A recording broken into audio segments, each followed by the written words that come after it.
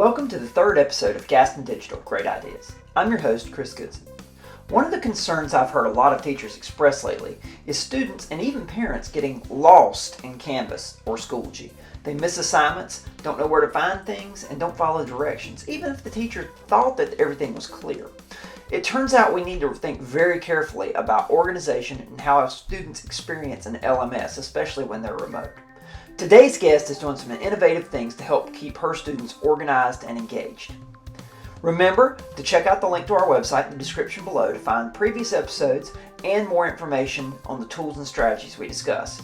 And be sure to check out bit.ly/Gaston Digital for the latest PD offerings, resources, and other information from your tech facilitators. Enjoy the show. All right, we're here today with Lindsay Smith, and she's going to tell you a little bit about herself, and then we'll get to it. All right. Good morning, Chris. I am Lindsay Smith. I am a world history teacher at Stuart Cramer High School. Very cool. Okay, so let's talk a little bit about how you organize this, because now you are not all remote. All our guests so far have been all remote, right? You have kids who come in on your A and B cohort. I'm you see them some parts of the week and not other parts. So yes, I'm hybrid. I'm curious, how do you organize that? When you're talking about using your Canvas and using other techniques and technology, how do you keep those kids organized? Because I know, high school kids and organization, that's a challenge already.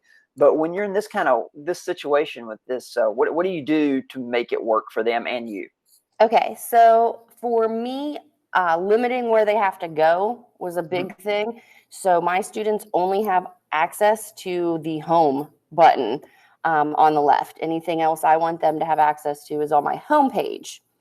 I'm going to go ahead and pull that up, because that was something when I was looking over your Canvas class, I was like, wow, she has absolutely done that. She's taken away a lot of the clutter. So let me share that real quick.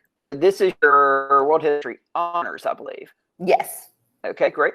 And so you'll notice down the side that we're seeing the teacher view, but if we were looking at it in student view, this is what she's saying. They have nothing but home. So we talk to people about, limiting too many choices over there, and you have gone with limiting all the choices. So tell me about how you did it and still keep this working for them. Okay, so I picked the main things I want to go to. The big purple button is attendance. So for virtual days, I make my students fill out a Google form every morning. And so they tell me their class period, their name. They tell me, one of the questions says, do you know what to do today? And the other one is, do you have any questions? And so when I'm taking attendance, I can look, and if they say no, or they have a question that they don't know what to do, I email them right then and there and that say, is a great idea. This is, hey, this is what we're doing. Let me know if you have any more questions. So that's the big one there. Discussions is usually something we do at the start of class. So what I like to do is, when I have my first group, my cohort A, I ask them daily questions on what they should have been doing Thursday and Friday beforehand. That one didn't pop through correctly. All right, I'll have to go back through and on it. Well, I tested that one earlier and it did work. So I think it's because we have a student view. I was gonna say you're in student view. Yeah, that's right. That was my fault. So it'll drop you down to the daily discussions, and we just kind of keep rolling them. You can see them. The biggest thing that has helped me with what I do with cohort A and cohort B is I created sections. And so my students are in sections by cohort A and cohort B. So for example, when I do tests, I only test in class through Canvas. And so my tests are scheduled to open. Cohort B takes it Friday. So they take it. It opens up by class period. So period 3, cohort B is only unlocked from 12:15 to 1:45.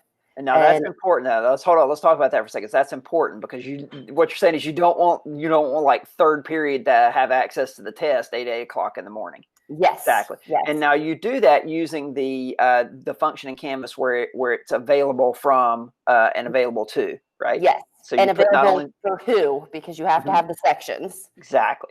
Yes. Okay, so we'll put what I usually do with the show is we put links to some things in at the end for things we discuss, and I'm going to make sure I put in a little tutorial to show people exactly where you're doing that if they're unaware. But you can make these Canvas assignments appear at very particular dates and times, and then disappear at very particular dates and times for specific people. Like you cohort A section, and it only pops up for them at that right time.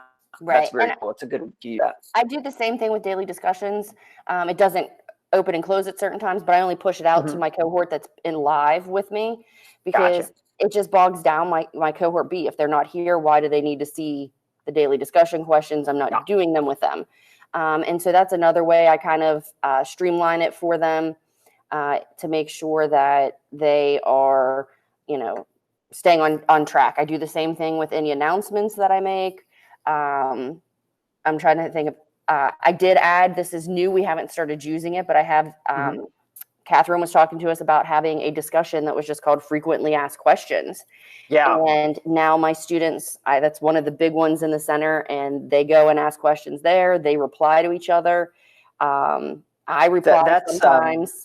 One of the things elementary teachers like to use a lot is ask to before me, or they have different versions of that. But that's great, because that's what that's for. So in other words, you're telling them, hey, ask your classmates to see if they can help you with your issue before. And that, like you said, that's an open discussion, so it doesn't have to be focused on one particular thing. That's very cool. Right. One of the things I noticed with this too is you're using these tools not for the remote days necessarily always, but also for when they're in class. So these discussions they're doing in class as well as when they're not in class, correct? Yeah, so basically my in-class kids, we will do the daily discussion. It's how I monitor what they know from when they were out.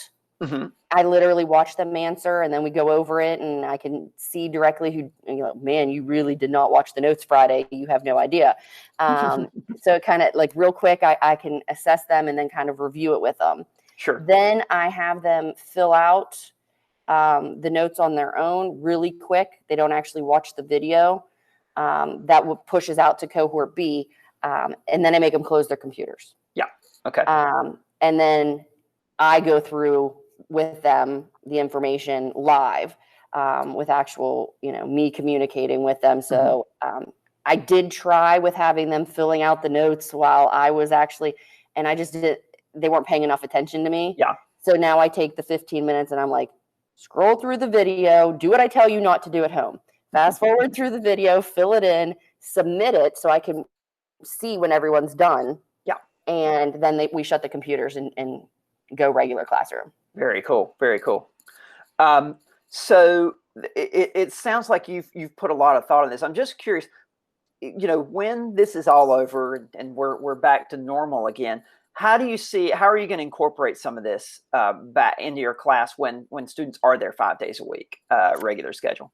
A lot of my stuff, I think I'm still going to definitely run the daily discussions as as the warm up, as opposed to doing it on the board. That way I can just pop it in. I can do it from my phone. I absolutely love the Canvas app on my phone. In fact, I grade from it more than I grade on Canvas Live. Yeah, I'm hearing a lot of people say that is it actually grades smoother on a tablet or on a phone than it does. Yeah, I usually do it on my iPad. So that will definitely be there. The frequently asked questions will still be there. And honestly, I think most of my stuff is still going to, my homepage is still going to run the same. There may not always be a link directly to the assignment like I do right now on the calendar, because it may be an assignment we're doing in class as opposed to actually running it on Canvas. I will go back to actually notebooks, because I love the kids to handwrite. So I won't have a gazillion assignments that say Renaissance notes, Enlightenment notes. It will just be a big notebook check. But besides that, I've done a gallery crawl for extra credit with the kids. Yeah, let's. In fact, I think I've got that one. Let's see. Yeah, I think I've got that one pulled up. I was wanting to ask about that one. Yeah, if you go into daily discussions. Let's see. Let me get this shared up. Yeah. I think this is the one. Is that the one? Yeah. Yep, that's it. So I really like this one. So one of the things that I really liked about this, and I think this is probably a good point to talk about this, I stress with teachers when you're using Canvas, or even back when it was Google Classroom, clear instructions. So a lot of times I've noticed people will think, teachers even will have an idea of what the assignment's going to look like from the student point of view, what they're going to turn in their head. But the student's idea of what that is going to be a little different. So I love how you've got these bullet pointed, clear instructions. I mean, there's no question to me as a student looking at this exactly what I need to turn in and how. Yeah, and we do it like they read it, then I say it, and then we start. So again, reinforcing it. Yeah. Yeah. And now the way you've got this set up with the Gallery Crawl is when you go to this link, you get the paintings, correct? So tell me a little more about how it works. Okay, so basically the kids had to they did it individually.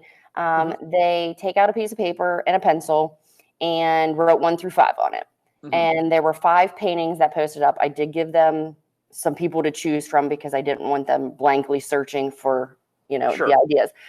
They were monitored on Dino because we were doing it for extra credit because I love to play games.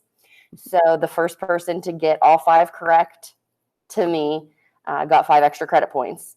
And then they literally just clicked through and wrote down what they thought, and then they brought it up to me, and I would mark the ones that were wrong and send them back, and then you could hit the back button to go back if you needed to go to one previously, and we just kept going until someone got all 5 right.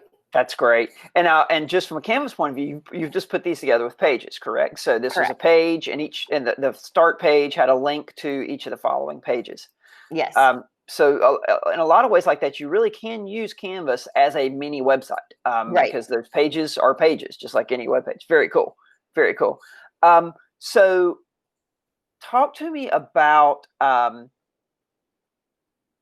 how, like you mentioned this a little bit before, how are kids doing with homework? I know a lot of people are struggling with getting kids to turn in work. How are you attacking that? Okay, so my kids are struggling hardcore to do any type of work. And so I'm using Bitmojis to kind of guide them, because one of the things we as teachers are pushing is prioritizing. And so in high school, homework is 20%, quizzes are 20%, test grades are 60. Yeah. And so we're trying to explain them, okay, you want to be lazy today and you don't do the homework assignment for this unit, make sure you're doing the test units. So I code all of my assignments with Bitmojis. Okay. If there's a little notebook, it is a classwork grade. Yep. If there's a question mark, it is a quiz grade. And if there's like a big boom, it is a test grade. Okay. So I was thinking that's what you're doing when I first looked at it, which is pretty cool, because I was sort of picking up on that, even though I'm not in the class and didn't have you explain it to me. But I want to show everybody this. So I'm just going to go to your this current week, and I love how you've got that. Here's what we're doing this week. Here's what else do. And then when I click on it, it will go to. But look, you can see already you've got your explosion. So this is definitely a test grade.